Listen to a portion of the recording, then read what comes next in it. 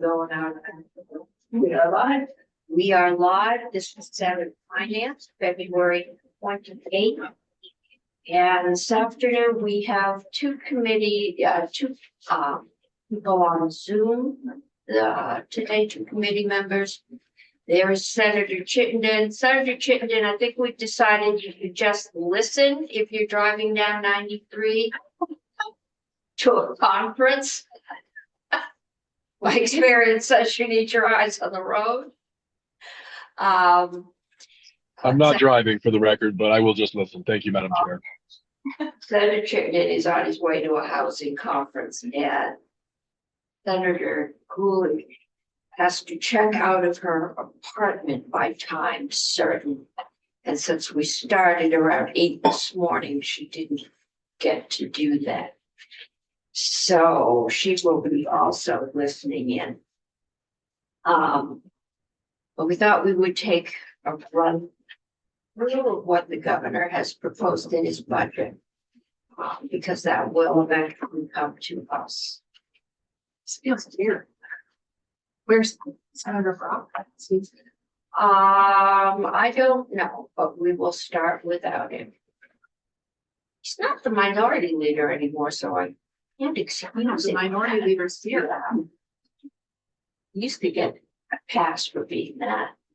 Okay. For sure. So Patrick Jensen, Joint Fiscal Office. There should be some slides under my name on the website. If you would like to follow along on your computer. I will share my screen. Okay, so I'm going to run through the personal income tax related tax proposals from the governor this year. I'm sure the tax department would love to give you that perspective at the appropriate time as well. So there are several recommended changes that expand existing credits and exemptions, so things that are already on the books. First being the child tax credit to include children ages 6 and younger. The second being to increase the maximum credit or increase the percentage of the federal credit that people can receive who receive the EITC. And it's expanding that for people without children. And I'll show you a little bit about some of the reasoning behind this, but it's expanding from 38% to 100% the credit that people without children can receive on the state side. So it's not obviously affecting anything with their federal credit, but I'll talk about why we use percents in that case. The third one is increasing the income exemption for Social Security income by $5,000 each for both married and single filers who receive that type of income, and it does still include that $10,000 phase out.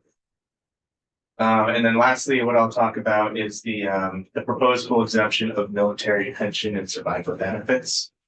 For context, currently on the books, you can exempt up to $10,000. It's subject to the same income thresholds as the Social Security exemption. And kind of one of the big key things with that is you actually have to choose one or the other. You can't take both exemptions on your personal income taxes.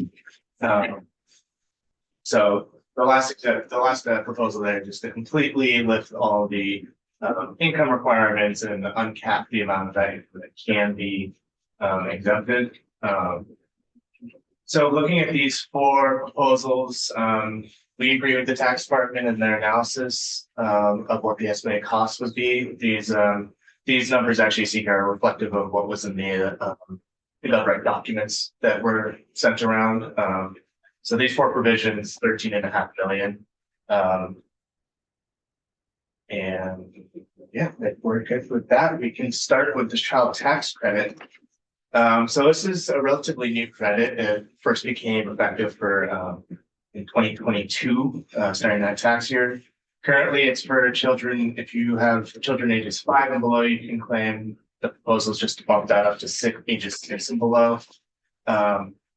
And the income threshold for that is basically you qualify if you are below 175,000. It's the same threshold we talked about with the unpaid caregiver. This is Just in terms of pure income eligibility, that's about 90% of total Vermont taxpayers. So it casts a pretty wide net.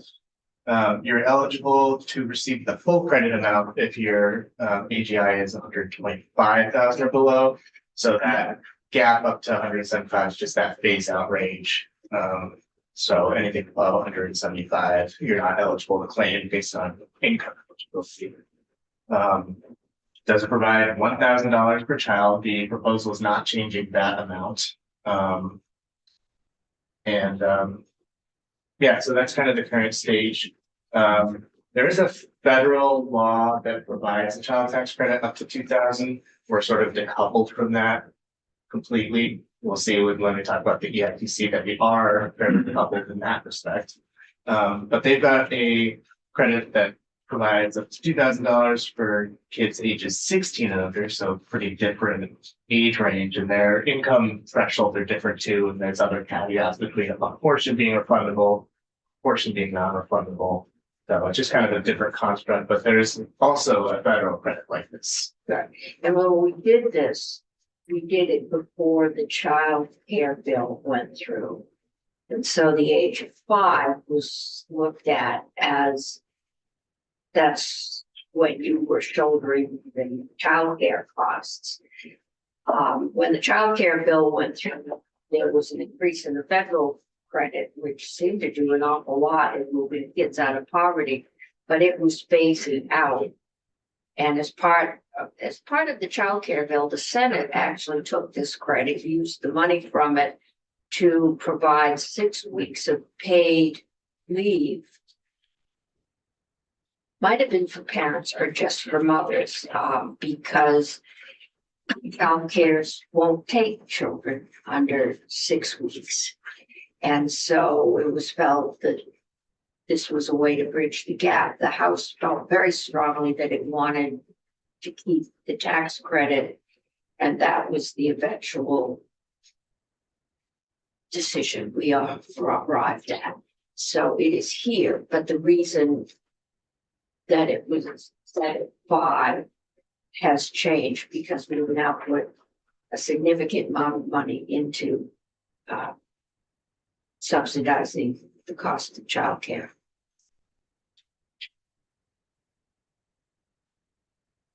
Any other questions?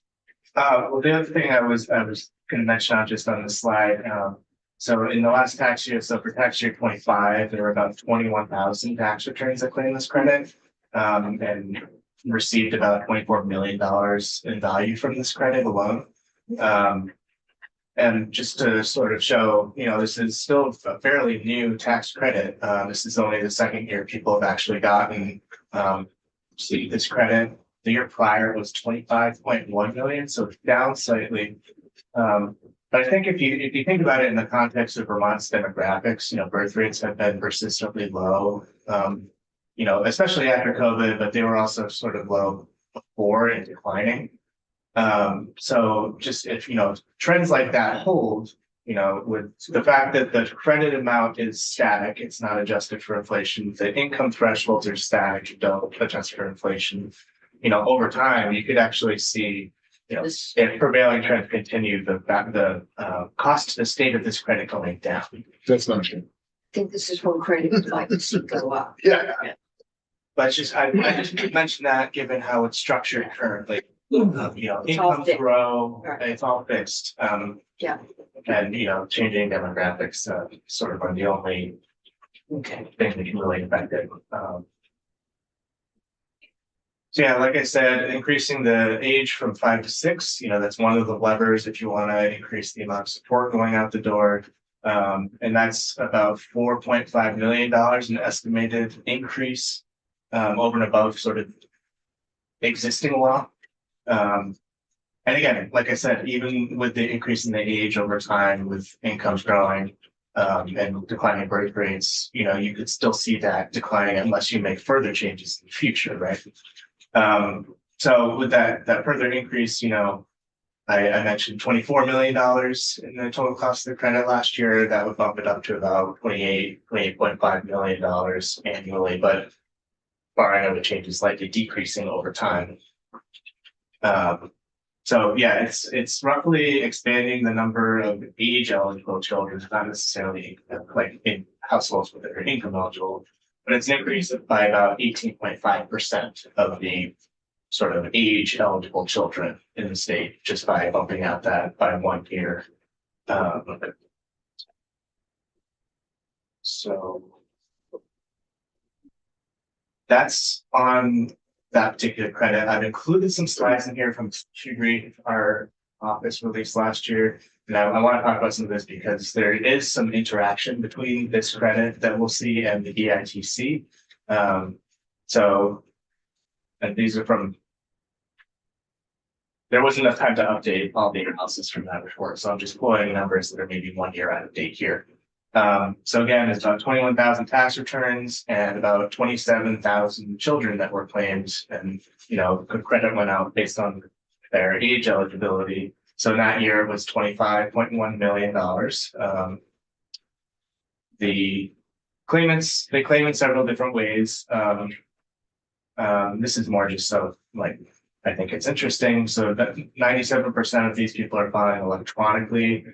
Only 600 are doing sort of the old-fashioned paper returns, and relatively low, but still 230-ish people were utilizing sort of free tax preparation services for through a program that's available to low income or disabled or low efficiency filers. Of electronic filers, about 8,400 were using a paper provider, meaning that for the majority of these filers are actually filing, electronically, but through some sort of free provider, which I thought is interesting. Wait, It's the majority are, I'm sorry. no. The majority are filing through a free provider? So Provider. yeah, the what I got back at the time from the tax department, 41% were filing in that year using a paid provider, meaning the majority of their extras file themselves or use. File themselves Yes. for, okay. Is a paid provider like TurboTax or HR Block too? Because that makes more sense. So some of the key findings, and I'm only going to focus really on the last bullet point there. Well, actually a couple of these, but most of the claimants were from lower moderate income households. Makes sense, right? Moderate to higher income households, actually on average were claiming more children than their lower income counterparts. And then married claimants were much more likely to be higher income. Makes sense, they can be dual income, right? And then there's actually significant overlap between three existing credits books. You got the CTC, the EITC, and the Child Independent Care Credit. And there's a lot of instances where people are claiming at least two of these credits, but also a number of people who are claiming all three of them. I think there was maybe 900 filers or so who were claiming all three of these credits in one tax year. So is there evidence that not everybody who's eligible is claiming it, or does it seem like the majority of people who are likely to be eligible for it? That's a good question. I think one of the reasons we ended up looking into some of the information on this slide was there's sort of this narrative that not everybody, or a lot of people who should file don't. If you're below certain incomes, you're not required to file your taxes. And it can either be because, you should if you want to claim the credits, right? But it could be you don't know that they exist, you don't know that you're eligible. And actually, when this proposal and what it ended up being was first sort of estimated by JFO, I think we overshot by like 3 to 5 million in what we thought would actually end up getting claimed. I don't know where it fits into that narrative that it's people who should be claiming and aren't, or if we have less kids than we thought we did when we were doing the analysis. There can be a lot of different factors there. But We have a lot of people build file too. yes, so if you're below, your income below the standard deduction, Yeah. you don't need to file. So there's just a lot of people who, I mean, they should still file. It's likely they have withholding that they can, yeah, even if they're not credit eligible, there could be, just withholding that they're due back in the state because, their payroll provider. Certain number of them don't see the tax department of the Internal Revenue Service as any friendly place to call attention to themselves. I mean, yeah, if you don't have to file taxes, you may never have to file taxes, then that's probably what you'll do. Yeah, I mean, even if you don't think you should file, I think that everyone Yeah. should file. There's, especially if you're lower income, there's a lot of things available to Vermonters. Yeah, so this is from the 1 year prior, about, 90% of taxpayers are income eligible for the child tax credit. Those with lower income make a majority of child tax credit claimants. Although that's really just because we've got more lower income Vermonters than we do higher income Vermonters. So yeah, they're more likely to be eligible and to actually claim the CTC, which, I think you would probably expect. But if you look at sort of the total income eligible providers or filers, the number that are actual child tax credit claimants, you can see that in the lower income spectrum, you've actually got a lower rate of people claiming, even though they make up the most claimants, there's a lower rate of claiming. And actually, as you go up the income range, the rate that people claim the credit at actually increases. Wait, it may be some of the low filers are younger, starting out in jobs and don't have children yet. That Or older people without children. Exactly. Yeah. It likely would include some people in Social Security, for example. That's right.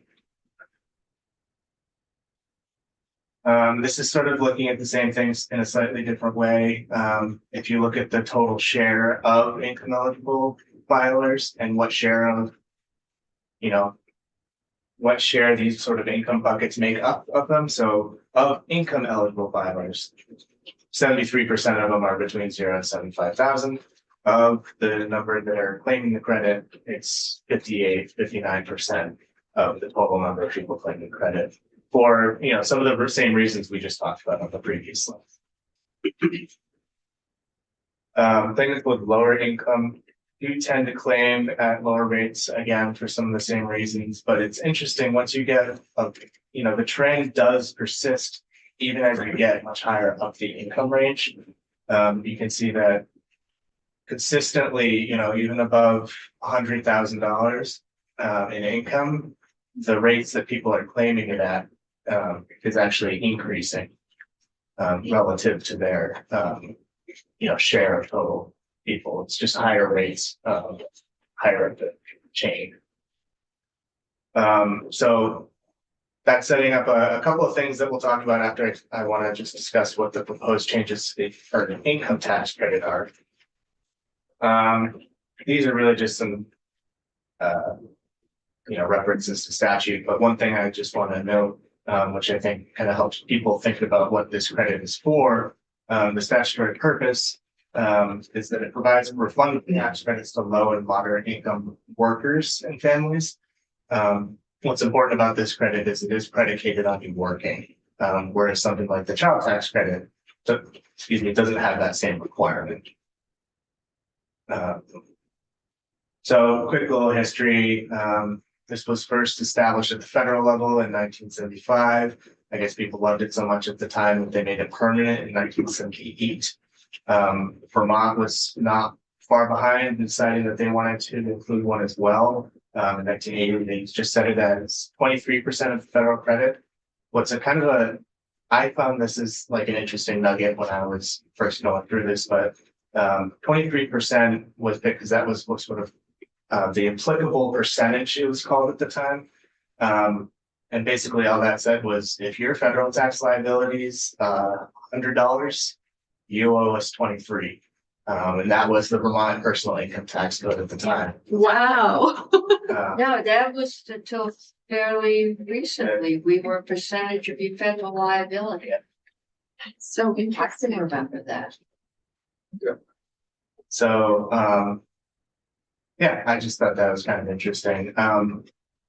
And so what's kind of important about that is we have moved on from just taking a percent of federal tax liability, but we have not moved on in many cases from just taking a percent of your federal credits or whatever it might be, and saying that's what you can receive from the state.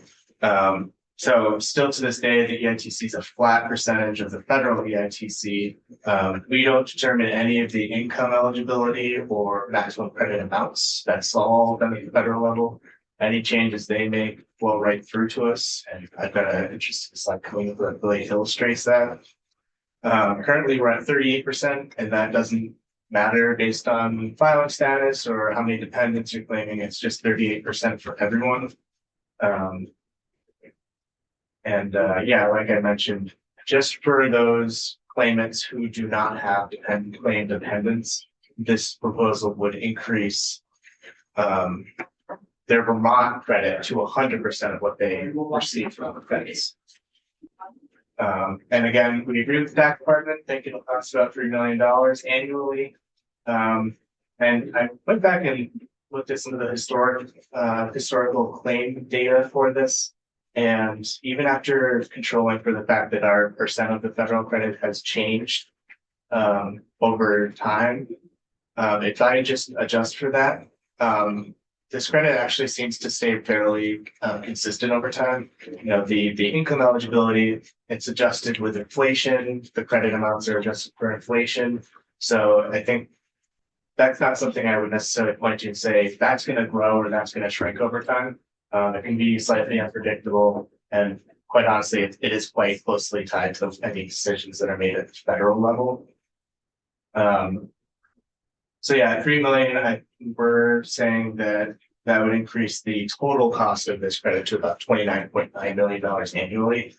And a quick nugget, the EITC and the CTC are the two biggest personal income tax expenditures to the state. So they're sort of the broadest, most claims credits that we have in the state. And they have from the majority of the money that goes out the door to tax filers.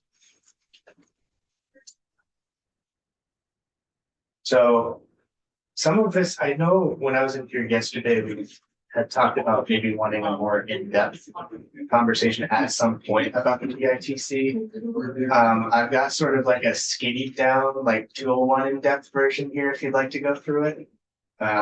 Sure. Okay, so there's sort of 3 primary criteria you need to meet to qualify for the federal EITC, which you have to qualify for that, qualify for the Vermont one. You're required to have earned income. So specifically, this relates to wages, salaries, tips. You have to be within these listed AGI ranges right here. And sort of also importantly, because it's really targeted at working people, you can't have above a certain threshold of investment income. So, and for tax year 25, that's basically you can't, if you have over $12,000 investment income, even if you still fit within the AGI thresholds, you're not eligible for this credit. Okay. The credit amounts do vary based on the number of dependent children. Currently, we provide 38% of that, like I mentioned. But you can see here that even just accounting for going from 0 children to 1 child, the existing federal credit amount, what is that? That looks like it goes up by, 8 times or something like that. So it's a really, really steep climb going from 0 dependents to 1 dependent.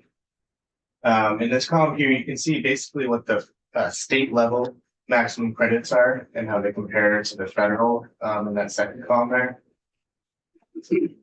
And just moving to here, you can see that even by moving the credit amount from 38% to 100% for people without dependents and leaving the people with dependents at 38%, their maximum credit amount that those people without dependents can receive is still quite a bit lower.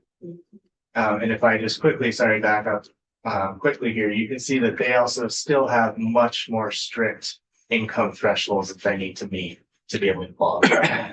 So it's still a much lower credit amount and income is still much more restricted, which means that by going from 38 to 100%, it only costs $3 million. Senator Harvey. Thank you. Okay, so the governor's proposal is just for people without kids.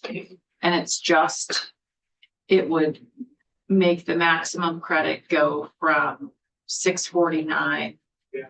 No, from 247 to 49.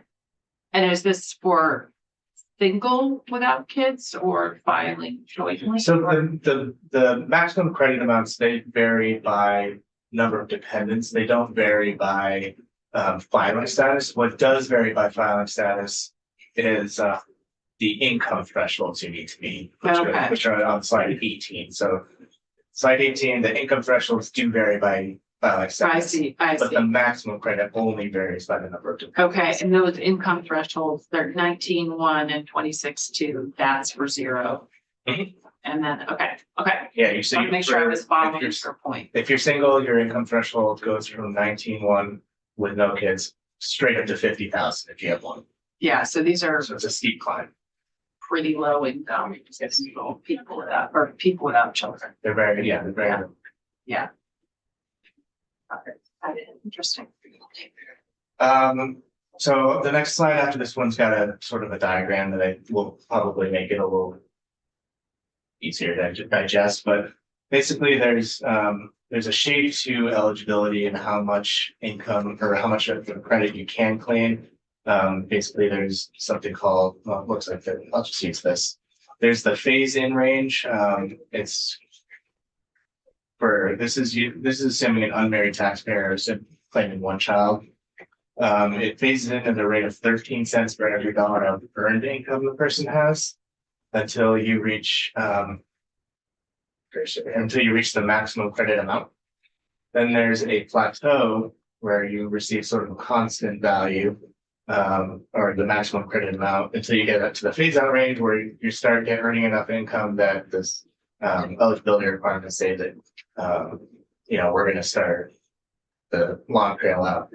The reason there's the phase-in range here is because, at its core, the part of the credit's purpose is to encourage people to work.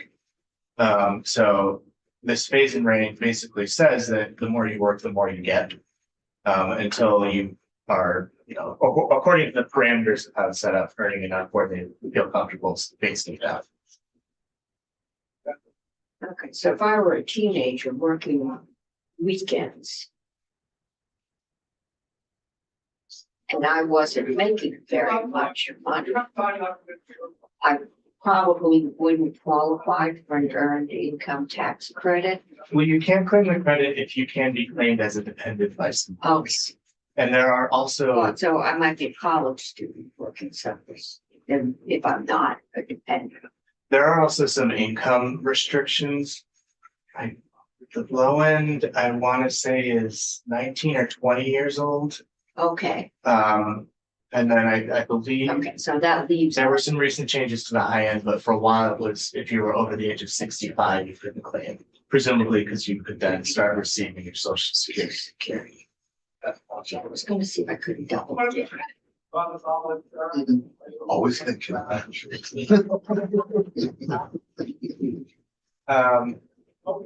So here, I just wanted to sort of highlight how this sort of changes year to year.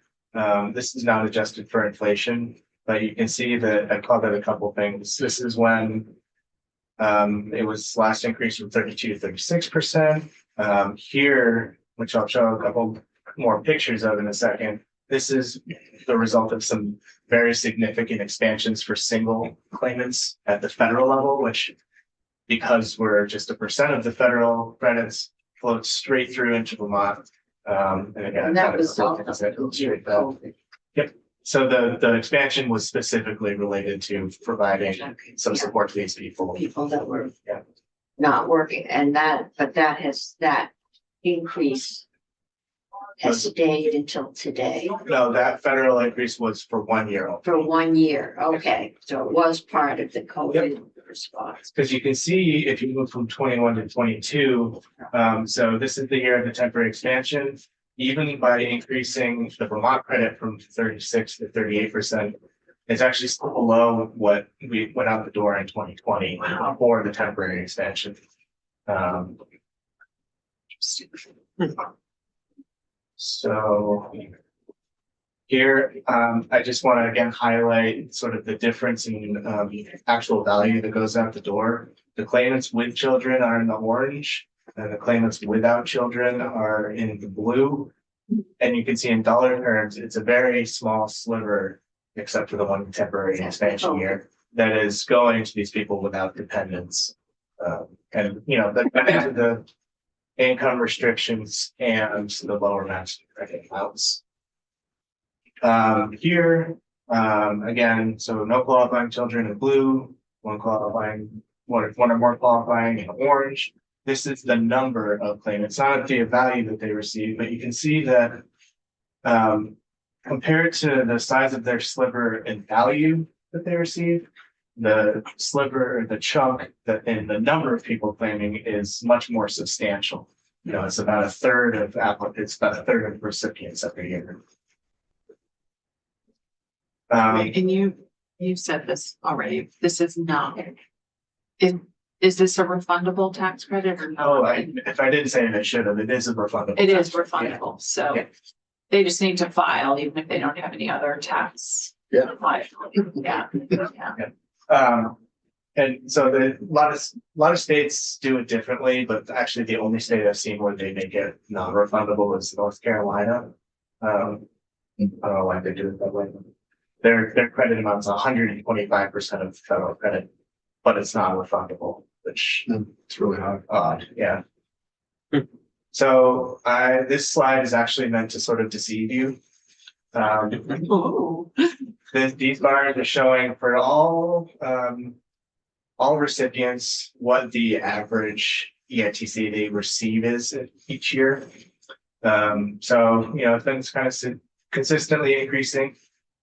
What happened here was huge increase in the federal credit for single people without kids, and by making many more people eligible for it, even though way more money was going out the door, the average credit amount went way down. Yeah, because there's so many more of them. So this is why I was trying to trick you with the first slide, because even though it looks like it's, you know, averages can kind of be deceiving here. If you have kids, it's we looked over here, it's about $250 more on average per person than the average overall if you have kids. And if you don't have kids, it's $200 less. Or no, sorry, that's more like $600, so $500 less. Again, just highlighting the fact that why the big increase in the percent equates to a small monetary figure. I think we've kind of talked about this. On this slide, I just want to let you know that if you were to go down this path, you would not be alone. There are other states that vary based on filing status or number of dependents. Specifically, DC, Maine, and Maryland all provide a higher credit amount or percent credit amount for people without children. So there's 3 states that are already doing this kind of policy, and I know other states do have talked about it in various degrees of seriousness in the past. But you know, there's also different policy choices that different states make. For example, Oregon and Wisconsin actually provide a larger percent for people if they do have kids. So kind of the opposite of what we're talking about here. You know, policy decisions, political sort of thinking, whatever is sort of the priority from state to state. So here I just wanted to come back to something I was talking about with the CTC and show you that there is actually a good amount of overlap in people who claim the credit. So of the number, there's about 32,000 people who receive the EITC in Vermont. And there's, you know, sort of separated about 21,000 people who receive the child tax credit in Vermont, and these are how much they received in tax year 23, I believe it was. But you can see here about, about a quarter of EITC recipients are also receiving the child tax credit. And about a third of CTC claimants are also receiving the EITC. So I guess it kind of highlights sort of a layering of financial support that the state is providing these people.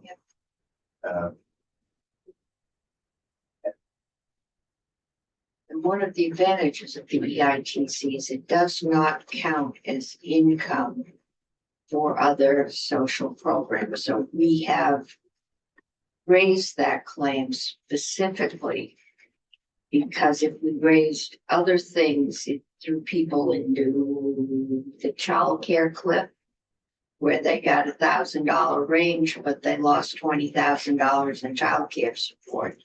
But if you help them through EITC, it does not count against those social programs. So that's for one reason that it's been given to find a way to help people financially on the lower levels. Okay. So how does the range of 1 to 27,699 and the one below it, how does they not claim both EITC and the CTC? They're not hitting the max on income. Well, so you're asking in this It's like I would expect to see for the 0, like the 132 where it says filers receiving CTC for the 0, and then 19 are receiving the both EITC. I would expect to see both of them. Well, people in here might not have earned income, which would not make them eligible for this, and people in here might not have kids, which wouldn't make them eligible for this. What about the next one down? They would have earned income. Might not be earned income. It could be self-employed income. It could be investment income. About one. Or they could, I think, like gig workers, I have to double check on that. If that, like an Uber driver, if that counts as wages or if it's because they're contractors. So I'm not sure if that would actually qualify as earned income. So the EITC, sorry. were you- No. The EITC, if you're self-employed, that's not considered earned income? Well, so it's salaries, wages, tips, is sort of the definition, So if you own your own business and you're just paying yourself because it's your business, that's not considered earned income. Interesting.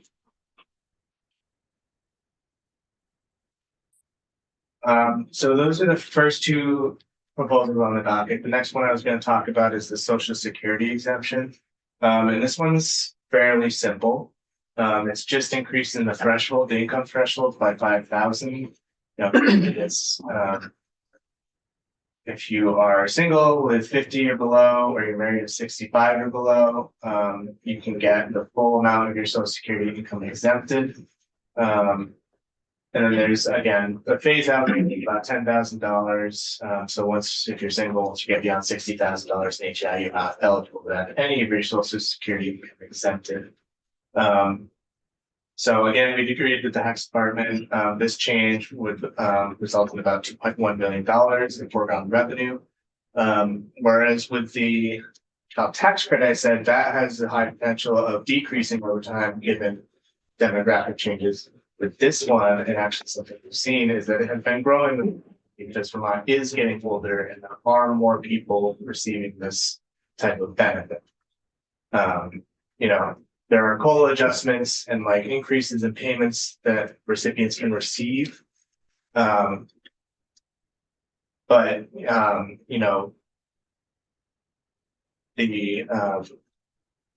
thresholds that we're talking about are, you only change them when you come and change them statutorily. There's not an automatic adjustment. So, it's kind of a difference in how the two are treated. At this, we also have included other pensions in this exemption, done the federal employees and military pensions. Yes, so I guess I should mention this, I'm also gonna be talking about the civil service retirement. Okay. So this number refers to those two exemptions, because the only change being proposed for these two is to bump out those thresholds. I'm sure there's a different number entirely that I have for military, because that's not just an increase of the thresholds, that's kind of a wholesale change overall for the treatment. Okay, yes, in the governor's proposal. In the governor's, Yeah. So yeah, the bump out there is just about 2.1. And so one thing that I included when I talked to the Ways and Means Committee about these changes is some information from an issue brief on our website that came out this year on the just sort of general tax treatment of Social Security income in the state. Because it's important to know that because we are, from what we talked about yesterday, because our starting point is federal AGI, there are federal exemptions that flow directly into the starting point of where we are in fund.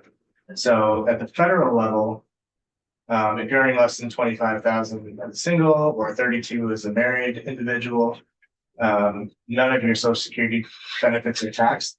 And that goes straight into the AGI, which is applied to your Vermont starting point. So already for those people, there's no taxable Social Security benefit in their tax calculation.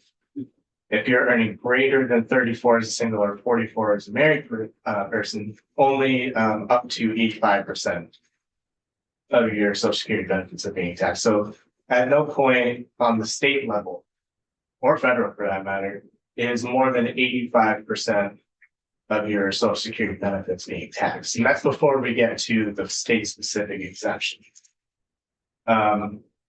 Even given that, I'll just note that there are 41 states and DC do not tax Social Security benefits at all, even accounting for the fact that there are federal exemptions that flow through to them. And Vermont's one of 9 states that offer a partial Social Security income exemption. No state fully taxes this type of income. Wait, so can you just repeat that? So greater than 34,000 or 44,000 if you're married, filing jointly. Up to 85% is already exempt from the federal AGI. Sorry, 85% is taxed, so 15% would be exempt. I see, okay, I Yeah. heard it the other way around. Yeah. The bigger number is taxed. The more wealthy you are, the more tax you pay. Okay, so 15% is exempt from, is not included in the starting AGI. Okay. I heard you say the opposite, and that's why I was like, wait, what? Okay, sorry, glad I asked. And so we can go through this if you'd like. It's just kind of putting a little more information on the how the federal exemption flows straight through into Vermont.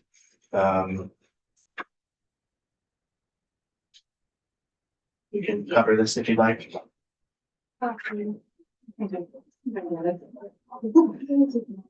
So yeah, like I said, taxable Social Security benefits plus all the other income gets you to the starting point. So the important key here is just remember that on the federal level, it's just the taxable that gets built into AGI.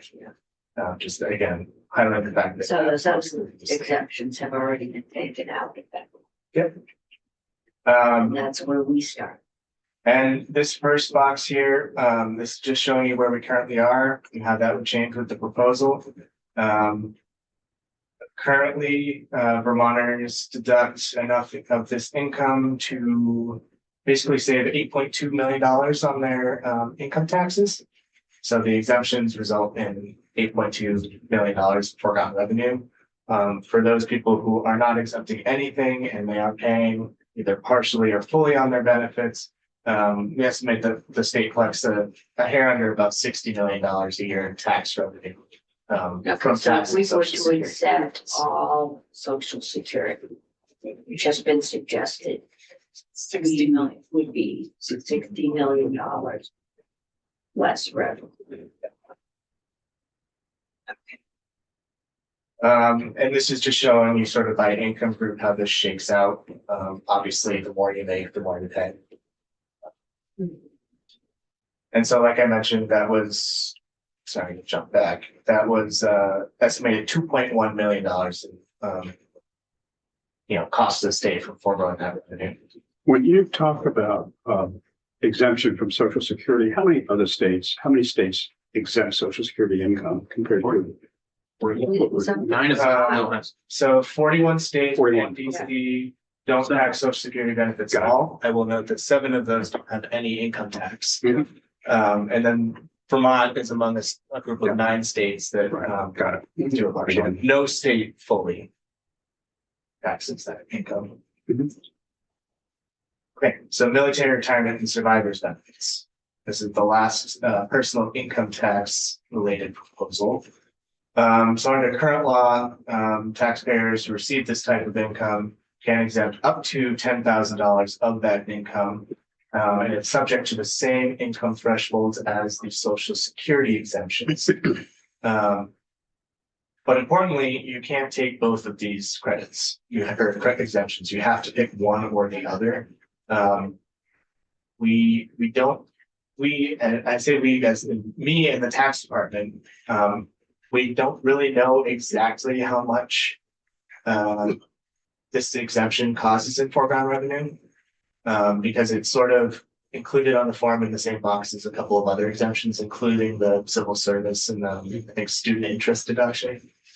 So it's lumped in with some other types of deduction or exemptions. But we think it results in about 250,000 in foregone revenue to the state per year, so not very much in its current state. Some of that could be for a lot of these retirees, they've done the math on which exemption to pick, and Social Security is more meaningful and saves them more money than that particular exemption because there's no $10,000 cap on it. So this proposal would uncap that and also remove the income thresholds. And by doing so, we agree with tax department. About $3.9 million in foregone revenue annually. I've looked at the population of retirees, military retirees in the state over time. It's been like slightly decreasing, although not by any sort of percentage term that is all that meaningful for the past, decade or so. So I think this is an example. Where I'm going with this is I'd say this is an example of something that would likely remain somewhat stable over time in terms of cost. The only real driver I can sort of point to in terms of increase in cost over time would be as those pension benefits maybe get adjusted for inflation, but not because I would expect, unless something happens, right? Big influx in the number of retirees to the state. If we have a huge war tomorrow, maybe in 30 years, we have a big influx of retirees for, If we put the draft. as a hypothetical, But there is no draft. Let's not go there. It's a wild, crazy. Yes, okay.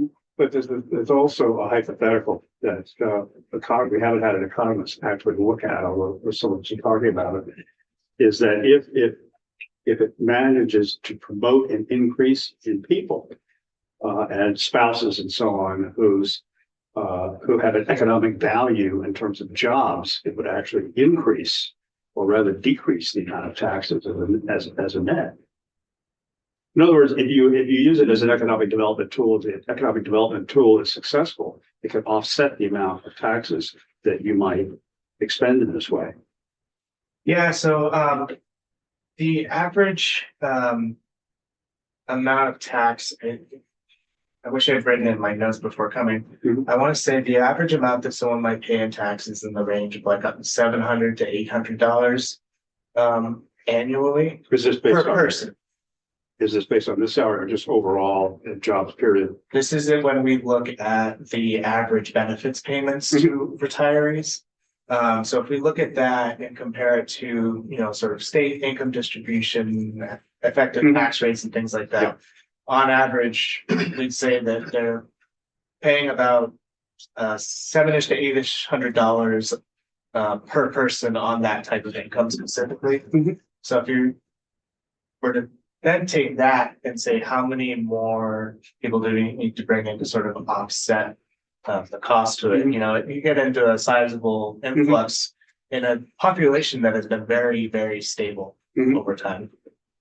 So, Well, population, one of the reasons population, but it's stable is because it has taxes that don't exist in most other states. That's one. And two, we haven't sought out people to come to Vermont with that as an incentive. I guess maybe the point I'm just saying is it would take a relatively large Mhm. increase in this number of people.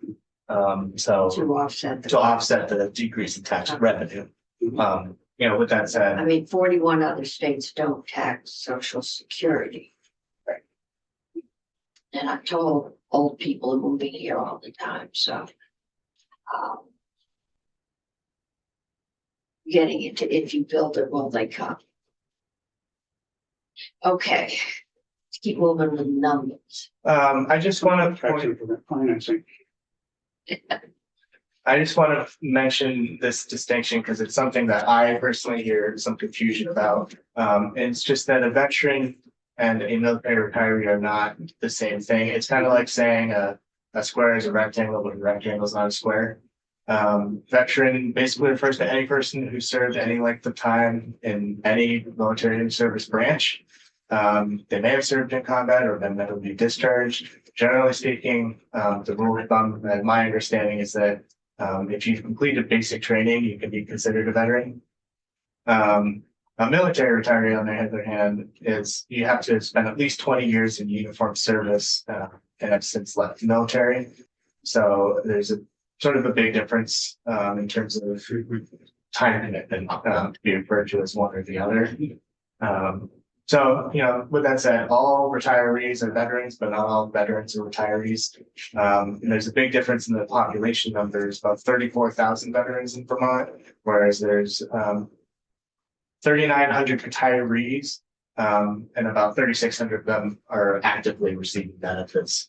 I was a little curious why those two numbers were different, but I know for someone who's active duty retires as active duty, they're eligible to start receiving their pension benefits immediately. But if reservists actually have age requirements for when they can start to receive. Or card, they start receiving Yeah. at 62, that's what that difference is, yeah.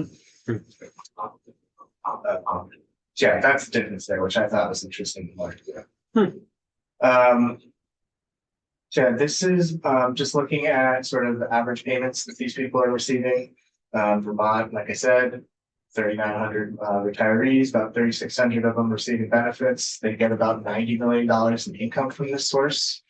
And you know, that averages out to about 25,000, which if you look at that as compared to the US as a whole, 25, I think it was about a 18% less on average from this type of income for Vermont retirees compared to the US average. So, and that bears out, and you can see that same relationship when you look at enlisted people who retire as enlisted and people who retire as officers. You know, retired officers, their average of benefits are higher, but still below the US average for officers. And same is true for enlisted. You know, their benefits are lower than officers, and they're also lower than the US average for enlisted. Generally speaking, officers make up about a quarter. So about a quarter of the people who would be receiving this expanded credit are typically already going to be higher income individuals. So I guess to your point earlier, when you talk about sort of the average of tax that people are paying, you know, there are a subset that would be, of course, above the average of about $700 or $800 annually that they're paying. So the other component of this is not just military retirees, it's also survivors benefits. There's about 750 of them. Again, this is something that looks like it stays, the population number stays relatively stable. And so Total benefits payments were about 8.9. You know, you compare that to the 91 million for retirees. DoD is providing about 9 million in survivors benefits. The average per survivor is about $11,000 and $12,000. I thought we had exempted the survivors benefits.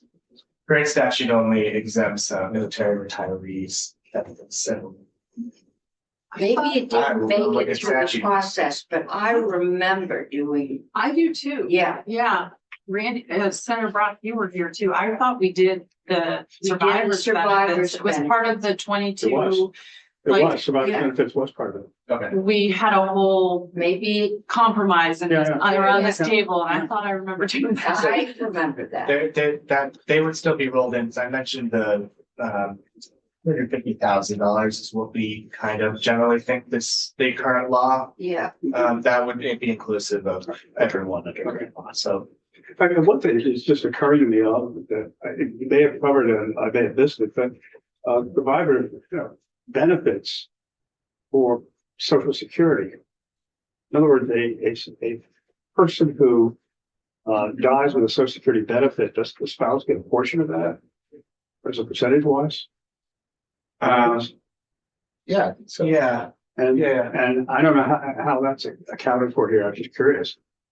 It's included, so it's wrapped up in the same type of income. So But I mean, as you count people and so on and so forth, I didn't.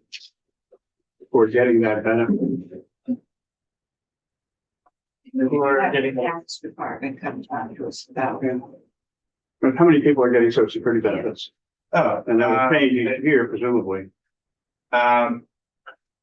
Estimating about 86,000 tax returns have some form of social. And so that would then be both the people who are getting social security directly as well as the, in effect, survivor benefit, although it may be called something different. So it's social security is just kind of what it's commonly referred to. It's old age survivors and disability insurance income.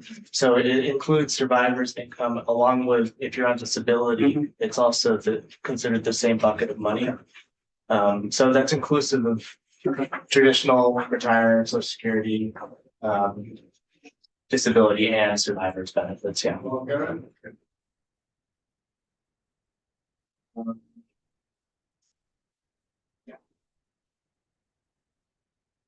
That actually brings us to the end. Overall, these four things are about 13.5 million annually and additional foregone revenue. The one other piece, which is really simple, and I don't have any slides on it, it includes a $2 million increase in the cap of what can be awarded in downtown village credits. So it's, That's an annual event. yes, so it's very simple. As you know, they give it to they can award them to developers. Developers can either use those credits against their own income, but what happens very often is they sell it at 95 cents on the dollar to a bank or an insurance company, and they actually end up claiming it.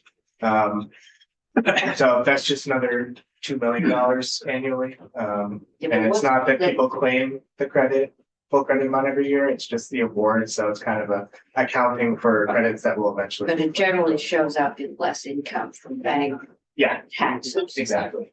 Because that's how both of those are. Or maybe we have a really big developer. It would be worth their while to do it, but most of them get sold to banks and insurance companies. Okay, So that brings us to the end of what I have here. okay. Any other questions? I think we've been asking as we're going along. These are all riding in the big bill. At some point, they're gonna know how much revenue they've got, how much they need, how much elasticity there is. And they'll probably tell us. I don't think they're gonna give us possession of the big bill. They never have. But we will be invited to chime in. Maybe. There's always a first for us getting possession of the big bill. So, no. Trust me, they're not gonna let that go out of that room. But just like last year when we were told we need to raise money, raise it, and this is how we think you should, we will probably be told, we think, this is what, if any elasticity there is in that bill, and we can do this or we can do that, and we will be asked to chime in. It's not writing as a separate bill. We did get S-104 today, which is an income-based education funding tax or formula. I think been told John Gray might be the director. We will have Senator Mahovsky come in and tell us her reasoning when we get back, and we'll have John walk through the bill, and then we'll look. There is a lot of interest in going to income, so anything Joint Fiscal could do to help us figure out. I'm not sure what's in this bill yet, but what would it take to fund our, is it, I think, $2.1 billion for 2.4. $2.4 billion education system through an income tax. I think people are overestimating how much money is reasonably available in there, but Well, it'll make it simple because it'll be simply a 2-line tax form. Line 1, enter your adjusted gross income. Line 2, pay the amount on line 1. sure, that would solve it. But we could go to the system that Canada and most European countries use, which is somewhere around a 50%. But I haven't heard any we don't Americans say look- they want to do that. We're always looking for other ways to But fund. we know what many of the arguments that we've had here in this committee before, we've talked about tax structure, bring the tax structure commission on down, is that you want a diversity of sources to provide you with assurance that you have continued revenue in all kinds of times, and that variety of sources is what's taken us to Right. the But we- non-property taxes involved. There is a lot of interest this year. Every year, my experience when we have prices, there is a panacea. Our job is to look at that. And we are looking at reference-based pricing in relation to hospital financial health, and that bill is coming out of health and welfare. And I think, we'll look at what kind of elasticity is there in the income tax? What would it take to raise another? What would it take to raise $2.4 billion? If you can do that without having it be a 20-year project, I don't want to break the bank over there, but I don't know if this is helpful, but I haven't read the S version of this bill, but I know that there's a bill in the House that was introduced that largely follows the construct from the income-based education tax study group, which I know the two of Yes, you were yes, part of. So we- that's the So framework did anyway that. in that. Right, that if you wanted to do that. Okay, so that's probably what this is, something similar. Again, I haven't read Yeah, the S version. but at some point, I guess we'll have to look at some numbers with that. None of us chose to do it, but And the number's what, S-104? yeah, so I just hit the wall today. And that is, that's a bill I'm going to consider not one we have to get out, because if we do that, or anything like that, it's going to be folded in to whatever financing package we put together for education. We are getting a birthing center bill. There's a full $250 fee in there. I'm hoping we can just do that. There's a couple other things in health and welfare. There is one that changes the percentage of who pays what, I believe, to the Green Mountain Care Board because the Accountable Care Organization is no longer going to be paying in that. We've done that before, so I assume it will get sent here.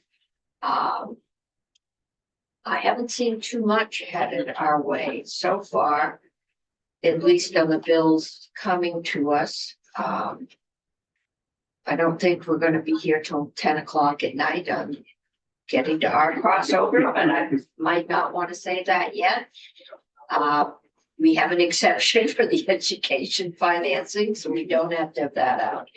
I was told there might not be a miscellaneous tax bill. I would like to have one. We could make one. We can do a committee bill. I have two things. One, the Barry TIF exemption, they have a housing project that was sitting on the floor and never got taken up last year.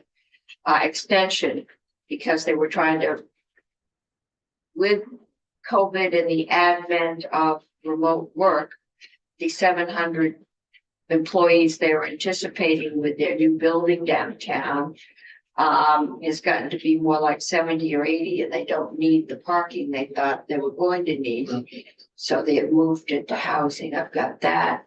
And apparently there's a payment that they're due because they've overpaid their TIF background.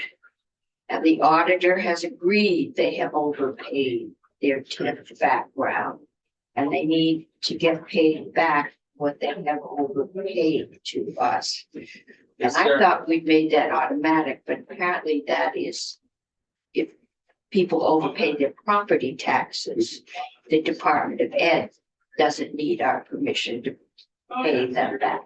We may want to do that with TIFs. I thought we had. Wasn't there a miscellaneous tax bill in the House though? Yes, and they put.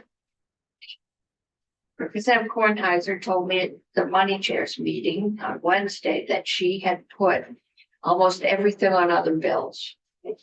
And didn't know she was going to have one. And I said, well, at this point, I don't know, but I would like to have one just so I have a vehicle sitting on the wall, depending on what might come up in here.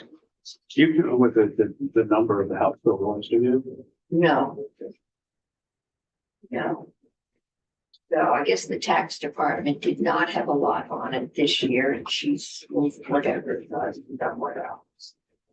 I think there's an extension for that phone pole tax.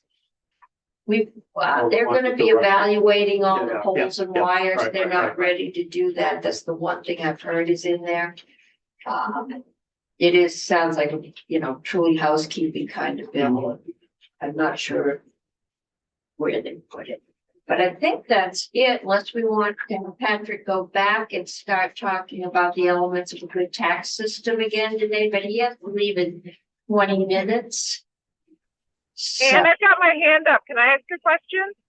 I can't even see you, Martine. Yes, you can ask a question. We don't Oh, see. thank you so much. I was just wondering what the status of S39 was and if it might be coming over to us. I asked again today, and Jimmy wants a couple bills out of there. And he said he would get it to us the first day we get back. So Great, thank you. coming over, and that also will be something, if we do anything, that will get melded into that's the school construction bill. And that's another one that'll get melded into if we do anything, will get melded into the S bill. Okay. Thank you. Thank you for Thank having you, me. Patrick. Georgetown meeting. Oh, the medical debt bill is that, You too. the medical debt forgiveness bill. I'm reporting that one. What went on today. Okay, well, we've lost our presenter. He has another meeting. And it is Friday before vacation, so I know better than trying to keep you. and it is not snowing. Yeah. For the moment. Yeah. I remember the last time I saw. I think we're it. supposed to get some tonight. Yeah. We are, Yeah. And -0 on Sunday. I know. It's like 42 during the day and -0 at night. I'm saying, oh, I'm there's gonna negative- be some serious Should we go wind. Negative so- 7 Sunday Would you night. like to go offline? Yes, let's go